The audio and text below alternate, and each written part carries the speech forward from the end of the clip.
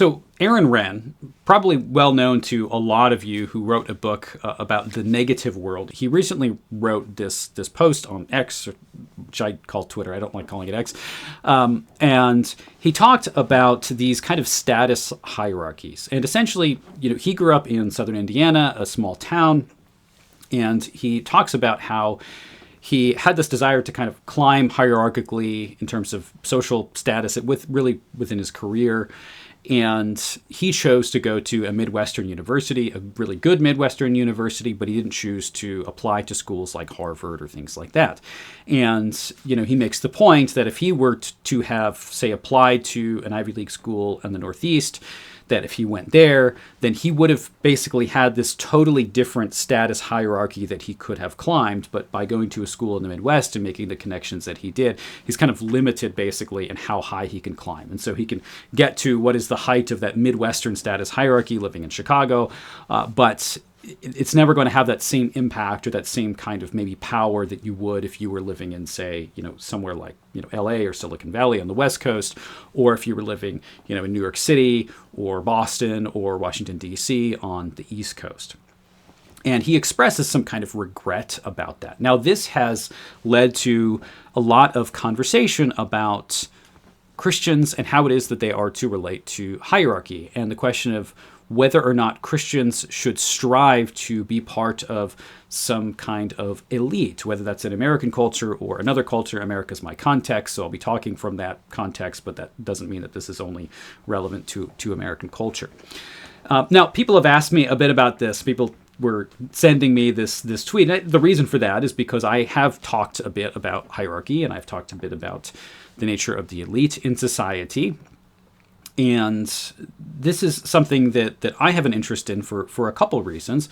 One of those is that it's a theme that shows up in Martin Luther a lot. So it's something that I've engaged in, especially more recently because I'm editing a volume of Luther's political writings. And Luther talks a lot about hierarchies. Luther talks a lot about how God has called people to various vocations, in that there are some people who have positions of rulership. There are people who have positions of significant influence, and there are people who don't have those kinds of positions. Now, in terms of the kingdom of God, there is no differentiation in that sphere in terms of how things work out in this temporal life, where things are hierarchically ordered. It's irrelevant to the eternal kingdom of God.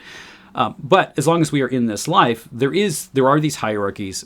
God has simply created structures in society. It's just how things are organized because we have to live in a way that is organized. It's how our brains function. Okay, that's just the nature of this life, and that's the nature of the human psyche. And so Luther talks quite a bit about this in terms of finding your own sphere of influence and working within whatever that sphere is that God has granted to you. And this isn't just in his political writings. This shows up a lot in his preaching as well. It's a really significant theme there. So I've thought about it because of that, and I've done some talks on the issue of the Christian gentleman, as I've talked about, drawing on James Fenimore Cooper and his notion of the gentleman as this calling for men to emulate these kind of aristocratic ideals, though they're not really an aristocracy in the real true sense, because you can't really have an aristocracy in an American system. But nonetheless, there is this kind of desire or calling for men to strive for refinement and virtue in the way that they live their lives. So I've talked about those things quite a bit, but the other reason why I have an interest in this is just because of my own context. Aaron Renn he's from the Midwest, from Indiana, small town, spent some time in New York City, and now he's in Indianapolis. And I do think he still functions with a very Midwestern mindset, though I will say, even his whole negative world thesis, I don't think works if you're from New England like I am. In terms of the exact framing of this kind of neutral world, I mean, I grew up in the most secular county in the U.S., so my perspective is probably not typical. But, when you grow up in New England, maybe it's not true of everywhere you live in New England, but like you know those people or those families that are those old New England families. You know those people who have some of these people have had like wealth for many generations. But you also you have friends or people who go to certain schools. You've got like Choate in Connecticut, and you've got, Andover and Deerfield. There are these like private schools that are these feeders basically to the Ivy League universities, and they're oftentimes it's been like multiple generations of people have gone to these same kind of schools over and over again. So kind of in the midst of some of these families who are the elites, and that they have connections to these most influential and important schools, and then are going to go to the most influential universities, and then are going to go get positions in various jobs where they've already had connections, for whatever reason. But then in my own current position, working at Cornell University, doing chaplaincy work, I run a group called Lutheran Student Fellowship here at Cornell.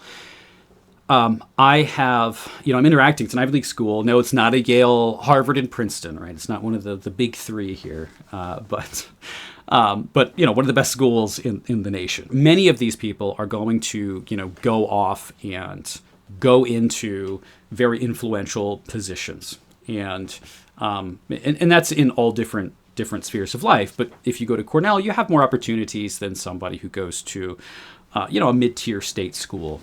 And so I'm interacting with people who are going to be in those significant, positions. So something that I found pretty frustrating in some of the conversations that I have with students is that these are students who are unquestionably elite. In that they are at one of the best universities in the United States. They're going to have these kind of immediate connections just because of sometimes what frats they're in or who their families are. But they often have these significant connections that are going to get them ahead in life. And what I see from those students sometimes is this constant kind of decrying of elitism. The powerful people in society are oppressing the lesser people in society, and talking about the oppression of marginalized groups and whatever else. But often these students, in doing that, don't recognize that they're the elite. So like within these, really what are elite circles, there is this dismissal of the fact that they're elite. Like they don't want to be elite. They want to pretend that they're not. And so I just find it a little interesting that you've got guys like Aaron Renn who aren't in these circles, just kind of like striving to, I want to be elite. I want to be important. I want to be somebody influential in society. And they're the ones that are like thinking about the elites a lot. But then on the other hand, you have these people who are actually elites who decry being elite. And they talk about how bad the elitism is. I was saying, like, we don't want to be elitist. I'm like, what are you talking about? Of course you're elite. You're at an Ivy League university. That's like the definition of the elite in America. And it's always like, well, we're not. There's always a little bit higher that you could be. So you want to just pretend like we're not elite because maybe they're the more elite. Even if it's like, say, a program where maybe your Cornell's ranked better than the other Ivies in whatever program it was, right? So you have people that on the one hand kind of really want to be part of maybe this elite as they're conceiving it. And on the other hand, you have people who are kind of part of the elite but don't want to be, or want to pretend they're not, but they really do want to be. But the reality is this: they don't want the responsibility that comes with that. So here's the problem. If you acknowledge that you're elite, that means that you are one of the people that maybe has the problems that you're complaining about. And that means that you have responsibility, because if you've been gifted more in terms of social influence, that is not, especially for a Christian, that's not just like free pass.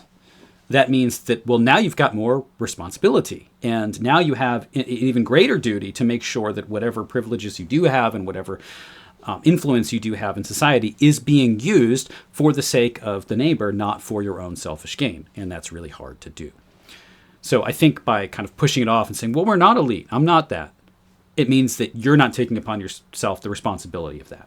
To say, well, if I am, and therefore that creates these additional obligations for me in terms of what I am called to do in society, and use that as a force for good in this or that way.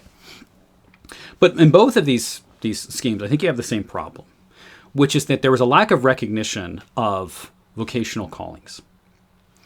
And this is really essential to Luther's conception of hierarchies, which is to say that we're just talking about vocational callings in your particular spheres of influence. Now, you could spend your whole life saying, well, I wish that I was born into the aristocracy, or I wish that I was a king, or I wish that I was this, or I wish that I was that. And no matter what your particular sphere is, you're never going to be happy with whatever it is, because, if you're born into, say, a noble class, maybe you're thinking, in a more traditional society, not in the U.S., but maybe you're thinking, like, this is way too much pressure, this is way too much responsibility. I just wish I could just live a normal life and just kind of be left alone, because you're sick of all the attention. Or maybe you're from one of those Harvard legacy families and you have this immense pressure from your parents to perform well when you go to school and get a really good job, because it's going to hurt the family legacy if you don't do that. And then you have this pressure and burden that's on your shoulders constantly. That's not always a great thing. Now, it looks great from the outside, but when you're in the midst of that, you probably want something else. And it's very common for people to actually want something else, or to feel like they want something else, because we're just never satisfied where we are. So as Christians, I think we just have to recognize that we have vocational callings, and God has given us certain gifts. He's put us in certain positions, and we need to use whatever that calling is, whatever the influence that we have is, whatever the power is in whatever, whatever your job may be, in whatever sphere that may be, or however many people are influenced by what you're doing. Use whatever God has given you and do it to serve your neighbor. That's just going to be different for other people. And so, yes, there are going to be people who are in those elite spheres, those people that have more influence. But within those elite spheres, or within those people that have more influence, there are also a lot of problems. There's a lot more pressure. There are a lot more stresses. There's a lot more just severe anxiety and stress and depression and all of those kind of things that come with that as well, and additional responsibilities that come with it. And so I just don't think it's worth spending your time worrying constantly about kind of what you could have done, right? There's always something that you could have done that could be different. And I have, and my mindset has kind of shifted on a lot of this as I've, been in ministry for some time. I lived in the Midwest for 6 years, and I was in kind of more farm town, rural Midwest. And, great people, great ministry there, great church, and so there were wonderful things about being out there. As I came back, though, to the Northeast, there was just this real recognition that, this is home, and a home in the sense that I relate to these people. Not that I didn't relate to those people, and not that they weren't wonderful people, because I don't want to say that at all. And I have zero complaints about our time out there. But there's just this sense of my culture is their culture. My mind works like their mind. And I'm with high stress, high pressure people that are high performing and are probably kind of neurotic. And I'm like, I get that. That's me. I'm just like, it's not a good thing. But we don't choose where we're born. We don't choose who our family is. But I think very often the best thing that we can do is recognize where we have that the culture that we have been brought up in, and work within that. Work within that culture. It's very difficult to adjust to another culture.